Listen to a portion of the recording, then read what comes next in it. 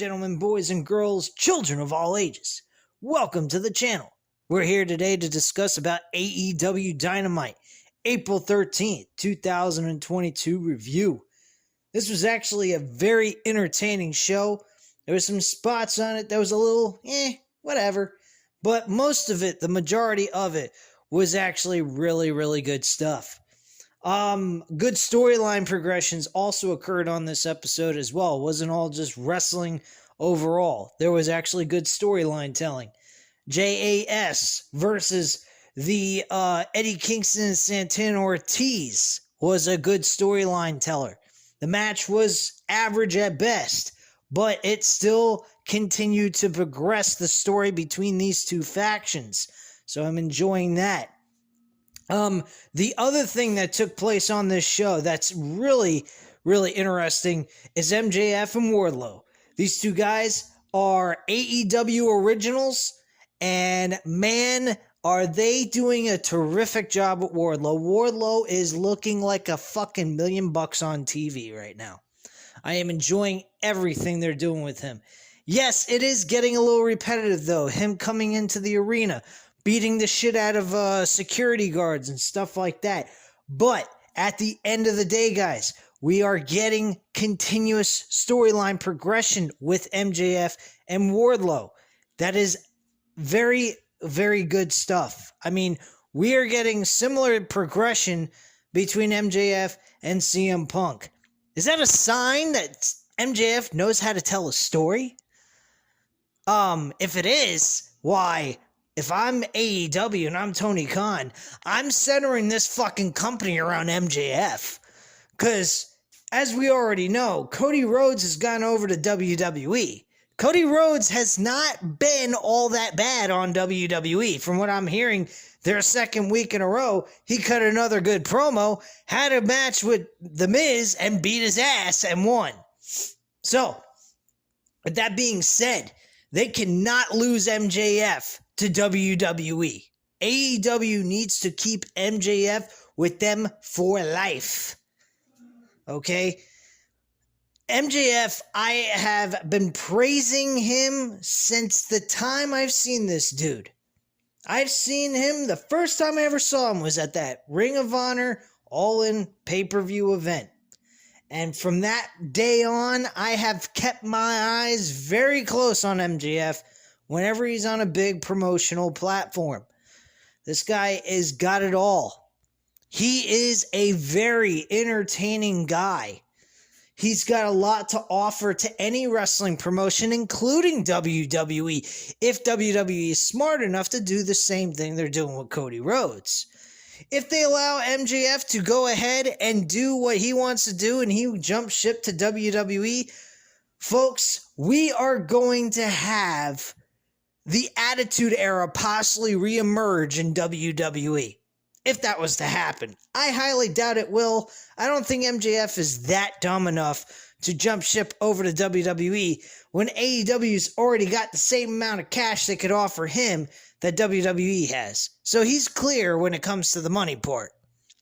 Now, if he wants that big moment to be at WrestleMania with the name brand under his belt to say he performed at WrestleMania, well, that could be a situation that AEW may have to deal with down the road, but I doubt they will have to worry about that because MJF has got it all as a young superstar. He is their diamond that they need to keep.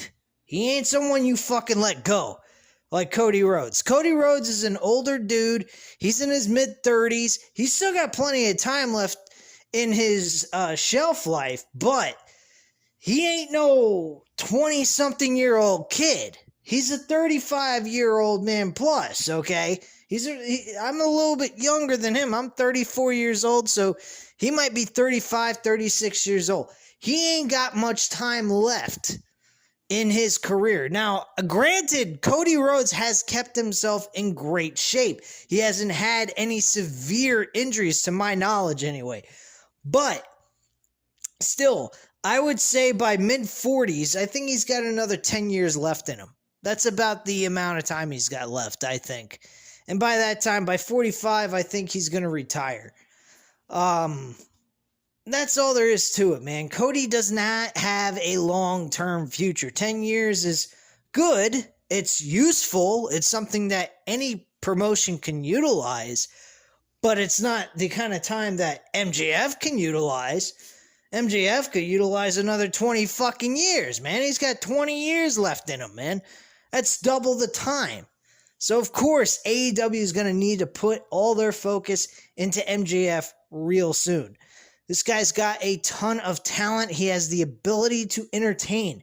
This guy, Wardlow, has been outstanding since he started this storyline with MJF. He has been explosive and very entertaining, very much like Batista was. I have been saying it from day one since they started this build between these two guys. And I even said that I think that this was all meant to help Wardlow become a bigger star with MJF and CM Punk and the whole situation with Wardlow just kind of being mistreated like shit leading up to the match to eventually Wardlow becoming a face and officially being on his own. So that's just some of the things there. Then we had the big main event, which was Samoa Joe versus Minoru Suzuki. I believe the first name is pronounced correctly. If I'm wrong, I do apologize. He has been one of the biggest standouts in New Japan Wrestling, has won a lot of good mid-card championships, such as the Never Openweight Championship. I believe he won the 6-man tag team titles, Never Openweight Championships. He's won the Intercontinental belt when it was around at the time. I believe he won the U.S. Championship in New Japan Wrestling. I'm not sure on that one. I think he might have or he might not have. If he did, then he carried that belt for a very short period of time. The only thing in New Japan Wrestling that he has not won that's very important is winning the World Heavyweight title, which I'm kind of surprised they never given him a run with that belt because he's a really good wrestler. I mean, what he did with Samoa Joe tonight was just fucking unreal. I mean, this was the most physical match I've seen in a long while, man. These guys literally chopped the shit out of each other. My bud, Matt87 Eagle, he texts me on the phone and he goes, "Dude, I'm watching Chop Mania, man. Chop-O-Mania." I'm like, Chop-O-Mania? I'm like, what the hell? I was behind on the actual time frame of the show because I was busy playing NBA 2K21, my team, and I was a little bit behind. I'm like, what the fuck are you talking about, Chop-O-Mania? He goes, "Where the hell are you in the show?" I go, "Oh, I started late." And he's like, "Oh, okay." So I get to the point where what he was seeing, and I'm like, damn, these guys are fucking each other up. I told my friend that. He's like, yeah, I mean, they're turning each other's chests into meatloaf, man. I mean, it looked fucking brutal, like hamburger meat. But I was like, damn, this shit is fucking brutal. I don't know. I might be able to handle it, but damn, that shit must have fucking hurt like hell.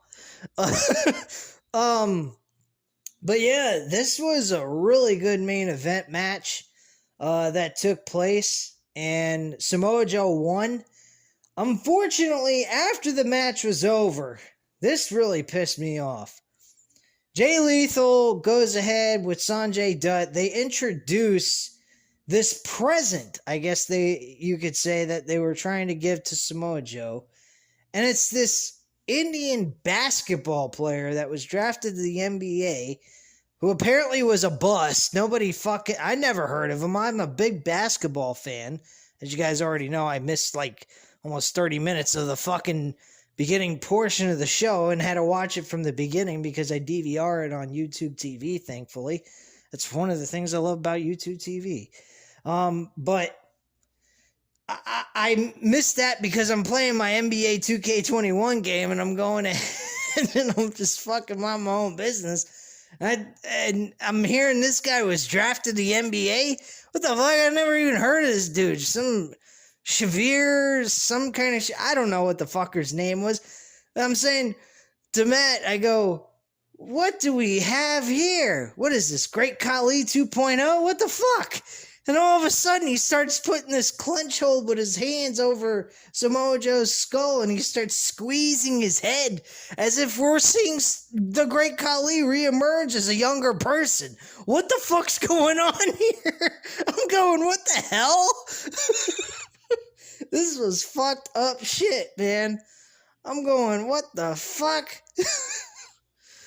I thought this was AEW, not WWE. Shit. Anyway, I just being humorous here, but hopefully the guy turns out to be a little bit better. But man, he reminds me a little too much of the Great Khali. Hope he can talk better on the mic. Maybe he can make me like him a little bit more. But so far, it resembles Great Khali. I don't like that. But yeah, Jay Lethal and Samoa Joe got a good storyline being built. Maybe we have a war over the Ring of Honor World Television Championship. And then we move into Jonathan Gresham and Jay Lethal for both titles. That would be very interesting as well.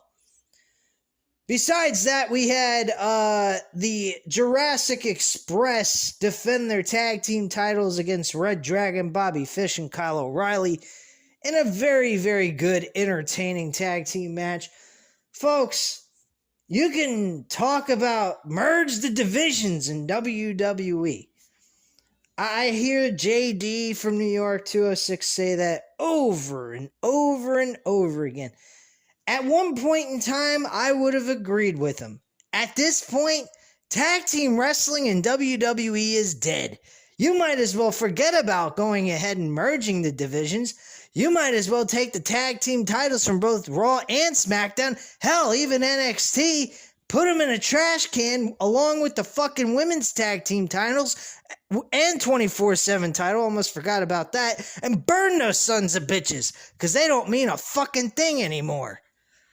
Well, 24/7 title in the women's tag team wrestling didn't really mean much either, but the tag team titles in all three brands, NXT, Raw, and SmackDown, yeah, burn the fucking shit out of them. They don't mean shit. Tag team wrestling in WWE is dead.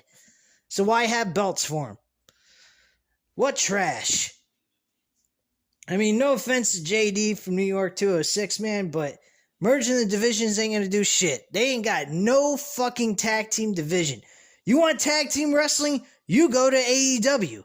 You want tag team wrestling? You go to the second version of AEW, which is Ring of Honor. That you'll get tag team wrestling. You want tag team wrestling? Go back to April 1st, Supercard of Honor, and watch Jay Briscoe and FTR kick each other's asses on pay-per-view for almost 30 minutes straight. Best match on the entire show. Best tag team wrestling in a long while since 2020 Revolution with AEW with the Young Bucks versus Kenny Omega and Hangman Page. Those are tag team wrestling. That is tag team wrestling at its finest. Those two matches I just stated here in this video, that is tag team wrestling. I don't know what the fuck we've been watching with WWE. Now, granted, I will give WWE this.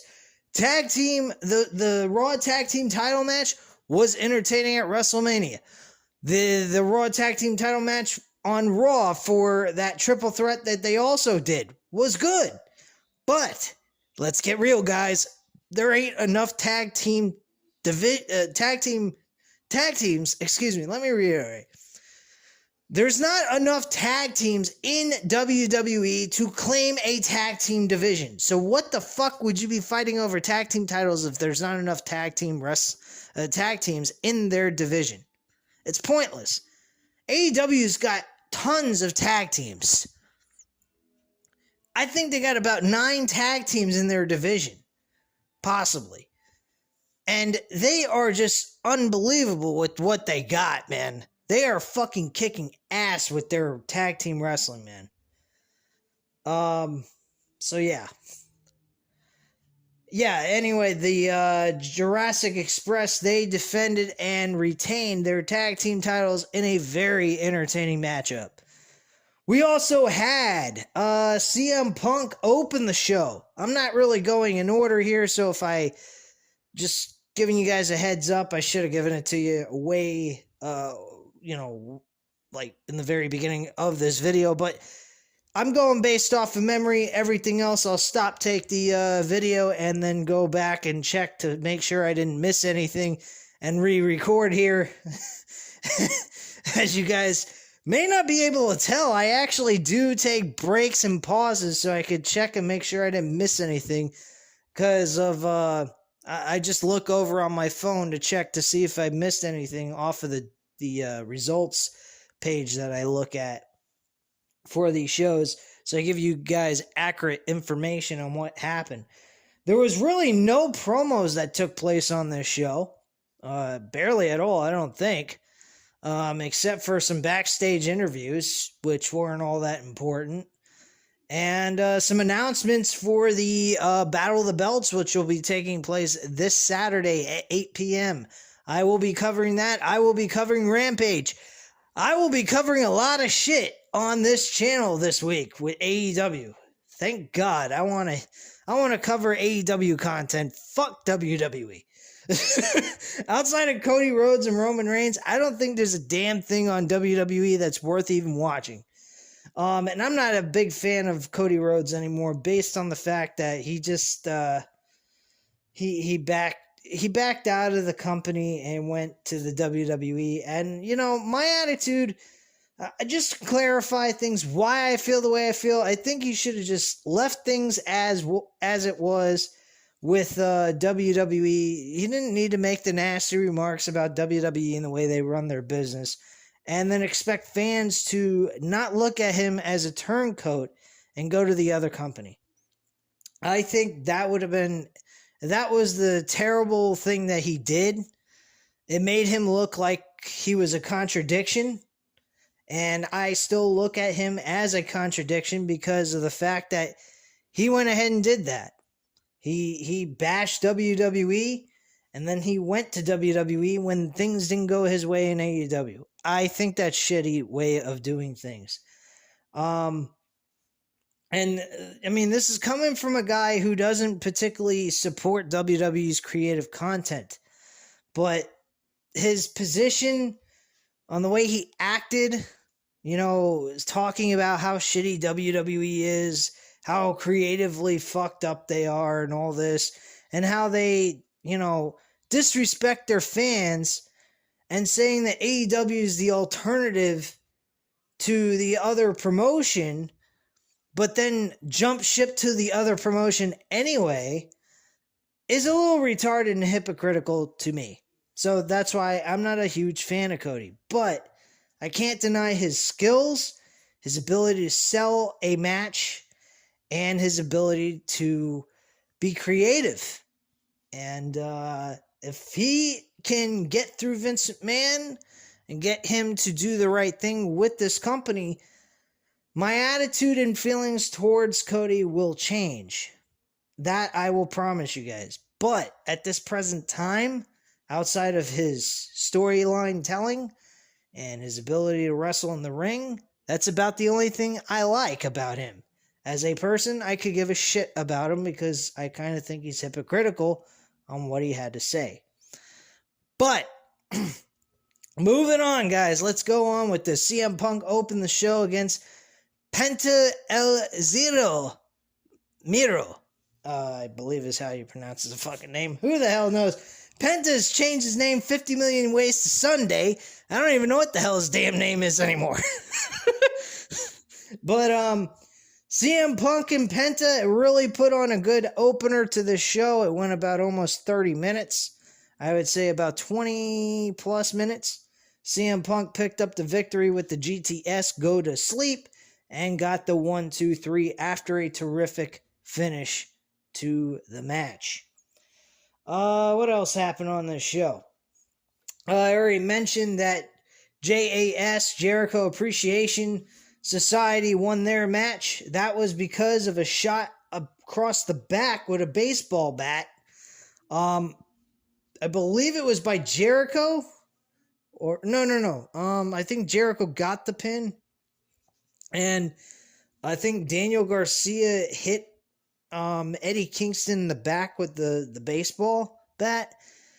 So I believe that's how it went down. I apologize if I forgot how that went down, but yeah, I don't really take notes, guys, by the way. If you haven't noticed, I don't take any notes. I'm a poor student. I just go ahead, I watch the show, and then I give you the results based off of my memory, or I go back and look at the results on a website. Anyway, but that's how I basically do things here on the channel. All out of memory, straight out of the old brain. Not that it works sometimes. Sometimes it doesn't work. Sometimes it does. Other times I sound like a blithering idiot. But hey, that's why you guys love me, right? Oh, man. Anyway. Personally, this was a pretty damn entertaining show. The one thing I will criticize of Marina Shafir against Sky Blue was boring as shit. I did not give a flying fuck what was taking place on this match. This match absolutely fucking sucked balls. Marina Shafir, she's a good technical wrestler, but she doesn't bring any element of entertainment to her matches. Again, I understand these are pro wrestlers. They have to have some kind of charisma or some type of way of entertaining their audience in the middle of their performances. They can't do that. What the fuck is the point of them being there on the television set? So there you go. MJF and Sergeant Dean, or Sean Dean, excuse me. I apologize. Sean Dean went up against MJF in a quick match that ended up having MJF get counted out. The reason for that was because of Wardlow. Wardlow would not allow him to get into the ring while there was a bunch of security guards hovering all over him trying to hold him back from attacking MJF to begin with.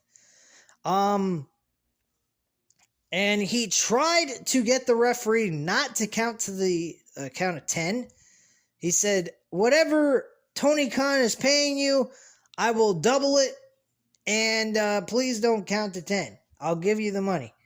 And the referee kind of hesitated, was thinking about it, and he changed his mind and said, nope, 10, and that's it. The match is over. Sean Dean wins, and Sean Dean gets another big victory over Shawn Spears and now MJF.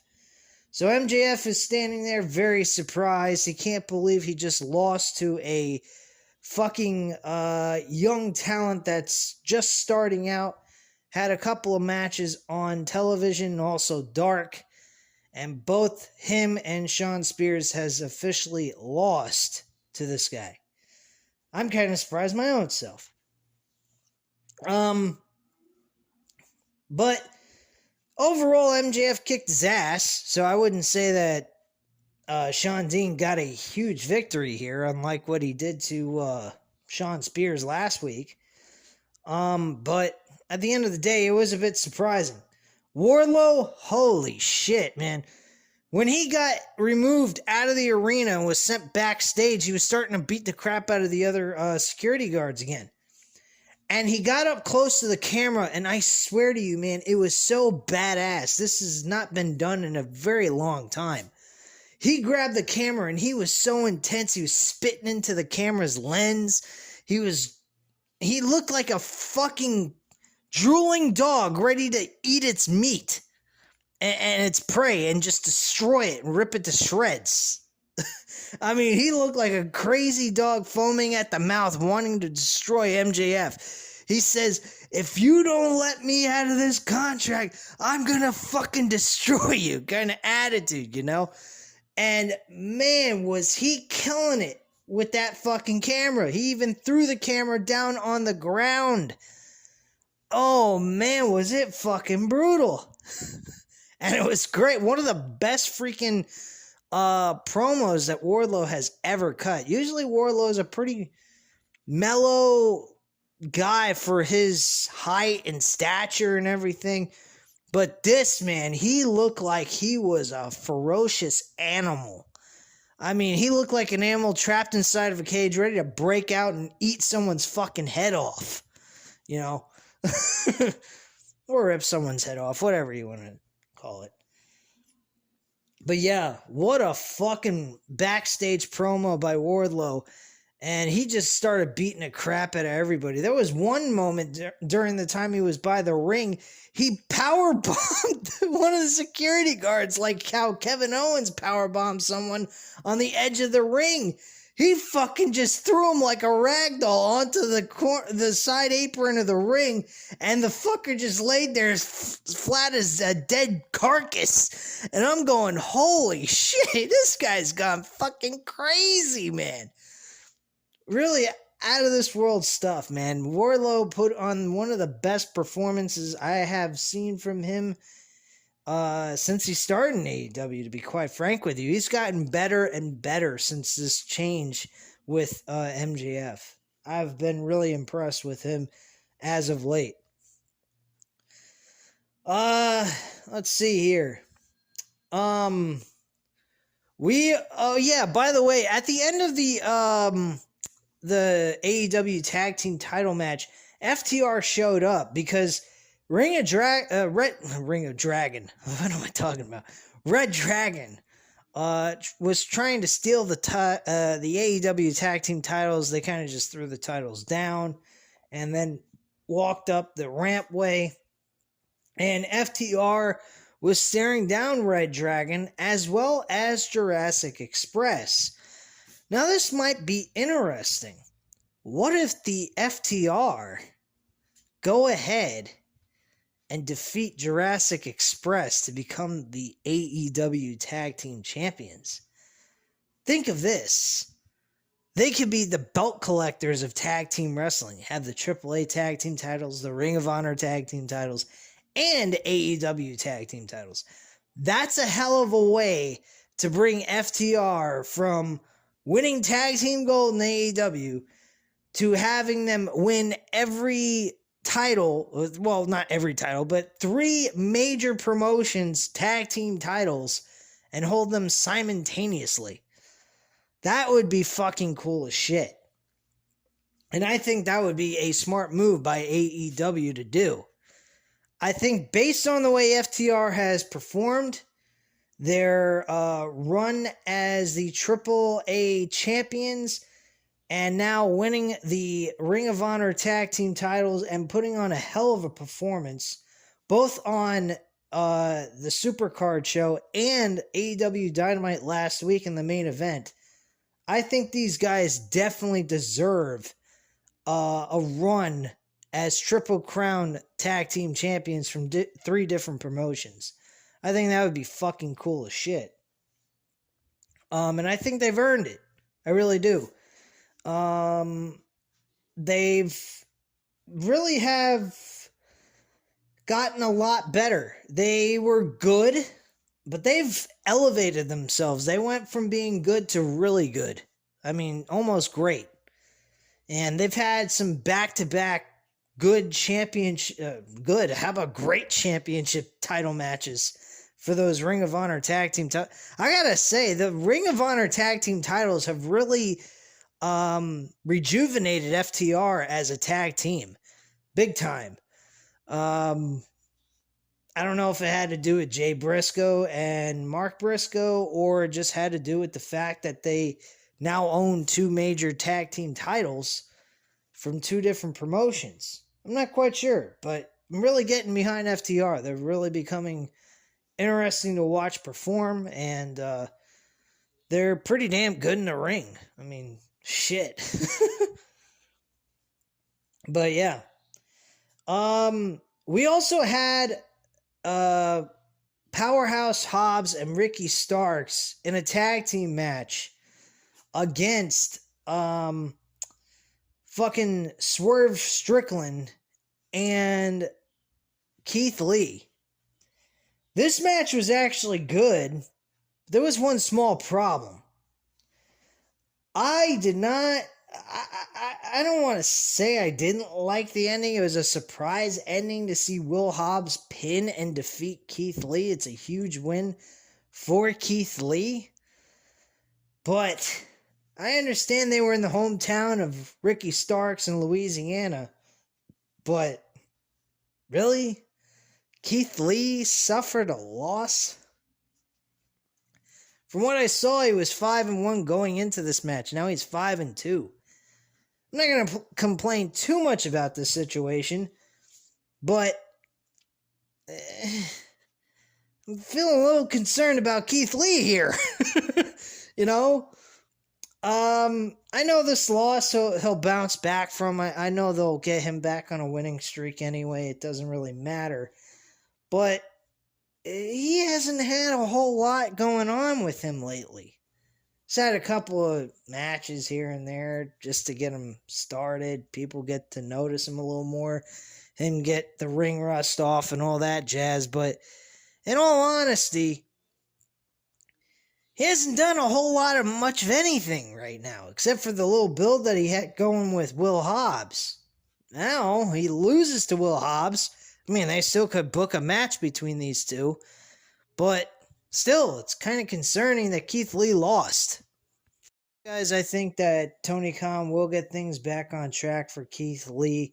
We'll start seeing him on a winning streak. They could, like I just said before, they could always go ahead and have Will Hobbs and Keith Lee go at it one-on-one at the upcoming pay-per-view Double or Nothing, which I've been talking about here on the channel. They could always do it on a Dynamite episode and make that one of the big matches on Dynamite as a co-main event type match or the beginning of the second hour type of situation. We could see that. But bottom line, guys, I think that we will have something good come out of this, despite the fact I'm not really too happy with the fact Keith Lee suffered a loss in this match. But overall, this show is pretty good. There was some small things that did occur. MJF was backstage cutting a promo about how money can buy everything and so forth, and that he will make sure that he can do whatever he can to make Wardlow's life a living hell type of situation, as much as he made his for the last 2 weeks or so. We also had Blackpool Combat Club talk about their upcoming match with Wheeler Yuta, John Moxley, and what's his face, Bryan Danielson, going up against the Gun Club in a 6-man tag team match this coming Rampage. So that will be taking place. The announcement for the World Championship match will be taking place between Hangman Page and Adam Cole in a Texas death match. The explanation did take place to why Hangman Page decided to go with this match between these two for Rampage.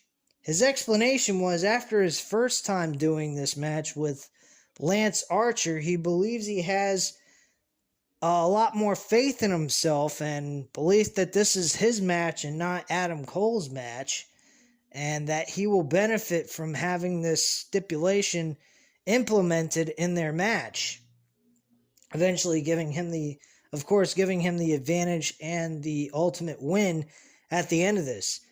After the performance we saw for the tag team titles, I'd have to agree that Adam Cole will be losing to Hangman Page.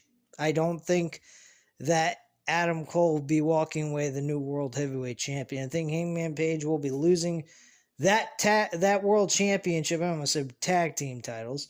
That World Championship will be going to CM Punk at Double or Nothing, guaranteed, with your money back. I'm just kidding around. But yeah, I'm pretty certain that is what we're going to see. Malachi Black had some weird promo segment. I didn't quite catch much of it. I thought it was kind of weird. He was just talking in some satanic way, I guess. I don't know. Malachi Black has gone... That's another... I've been in a little trouble by Malachi Black of late. I mean, Malachi Black was doing fine until he, rubbed up against fucking Cody Rhodes a second or third time and lost. that really pisses me off. How he was built up correctly, and then his momentum, in my personal opinion, my viewpoint, has been kind of, yeah, whatever. Buddy Matthews being part of that, I don't know about him. He's not really a guy I could see part of that. That Messiah thing that he was part of was really retarded too. I think Buddy Matthews deserves to be on his own, do his own thing. He doesn't need to be in the shadows of Malachi Black, especially the fact that he has not been doing a whole lot of anything with the House of Black. House of Black has been kind of in a stalemate. They haven't had a whole lot of matches. They had 2 6-man tag team matches, I believe, and then they've kind of like went off the rails with them. They don't show them all that much. A little surprised by the way AEW's utilizing Malachi Black at this point. Kind of concerned about that. He's definitely a guy I'm a little concerned with because he's kind of getting the WWE treatment in a way. I'm not trying to say AEW is like WWE, but they're kind of giving him the WWE treatment, the stop and go type of treatment that WWE was giving him. But they're not like trying to change his character. They're keeping him the same. They're continuing where they left off with him when they last showed him on TV and everything. So they're not deviating from the original plans of his character, which is good. It's just that they're kind of like not doing a whole lot with him, match-wise, creatively, and that kind of thing. So that's my only real beef with Malachi Black right now, with their creative booking of him. Once they start utilizing him more on TV, I'd be fine with him. Give him a segment or two, you know? Have him pick an opponent or something, or have one of his Brody King or fucking Buddy Matthews go into a run with the TNT Championship against Scorpio Sky or Sammy Guevara, depending on who wins that match this coming Saturday. So that's some decisions they could go with as well. Speaking of Scorpio Sky, since I just was speaking of him in this conversation, Scorpio Sky had a promo tonight that kind of reminded me a little of The Rock. The way he talked, the way he was kind of just really egotistical, very, confident in himself, with a lot of charisma and so forth. So he was showing a lot of signs of, in a way, of The Rock when he was a mid-card champion. I was kind of impressed by it. Did remind me a little of The Rock when he was the Intercontinental Champ. He wasn't speaking of himself in a third person or anything. He was wearing the sunglasses. He's standing there all rough and tough type of mentality, and he just had this, like, I don't give a fuck, you can't touch me type of attitude. And that's the way he was coming off to me, anyway.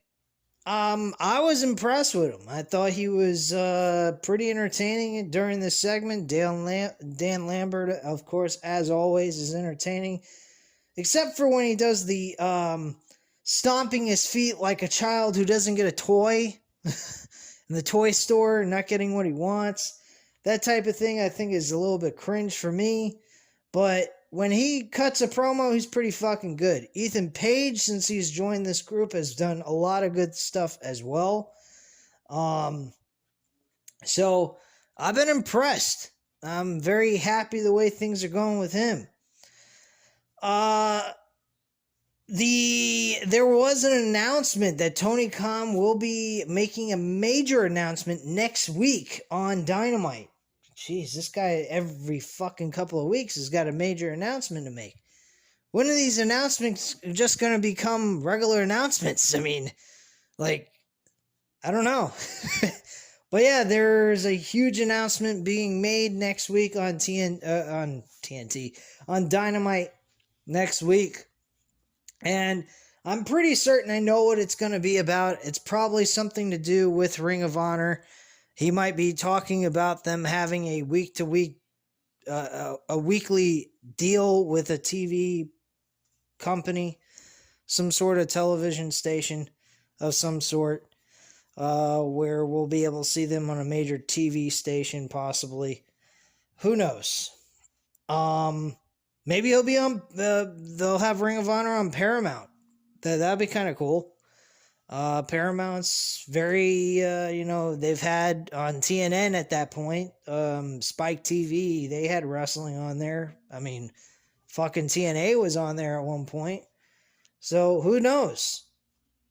But yeah, that might be a case. We might be seeing a new talent showing up. Maybe we get to see Cesaro, since there's been recent reports that Cesaro is possibly going to AEW. There's a lot of stuff happening, so that could be the case. There could be a mention of another Ring of Honor event taking place. It's a 3-hour show. Who knows? I don't. But I've been pretty satisfied with what AEW has been doing since WrestleMania weekend. What am I talking about? I've been satisfied with AEW, period. So, if you ain't satisfied with AEW, you are not a wrestling fan. You do not like wrestling. There's just something wrong with you, because there's nothing you can find on WWE right now that is even close to what AEW is producing. AEW is a consistent, creative booking show that just keeps on giving to its audience. WWE does not, unfortunately. But anyway, at this time, guys, before I lose my voice, I'd like to thank you guys for tuning in. If you enjoyed the video, hit the like button. Hit the subscribe button, of course, if you're not already subscribed to the channel. And as always, leave a comment down below. I'll definitely get back to you on that. And I thank you guys very much for watching, and have a great night, guys. Bye.